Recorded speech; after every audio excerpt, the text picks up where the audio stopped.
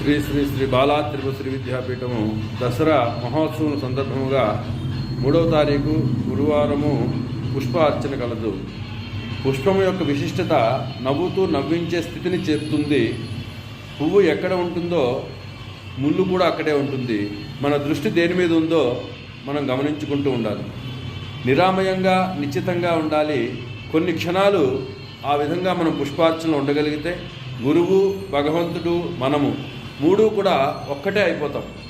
మనము పుష్పార్చన వల్ల కోరికలు ఖచ్చితంగా తీరుతాయి.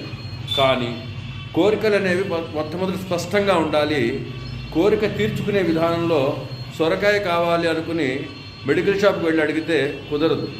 ఆ విధంగా ఇంట్లో చేసే దేవతార్చనల కన్నా పీఠంలో చేసేటువంటివి, దేవాలయాల్లో చేసేటువంటివి త్వరగా మనకి ఫలితాలను ఇస్తాయి.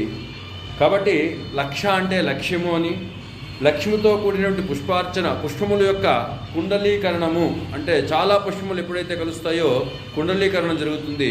పుష్పము నవ్వుతూ నవ్వించేటువంటి స్థితిని చెబుతుంది. యోపాం పుష్పం వేద పుష్పవాన్ ప్రజావాన్ పశుమాన్ భవతి. అటువంటి పుష్పములని అర్చించిన, దర్శించిన, ఆ రంగురంగుల్ని చూసిన కుండలిని శక్తి కలిగి వెంటనే కోరికలు తీరుతాయి.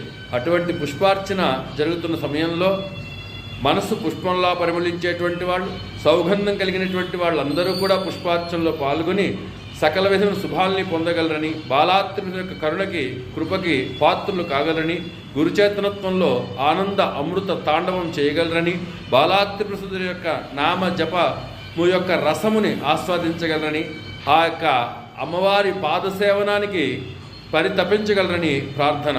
జై బాలాత్రి మాతాకి జై.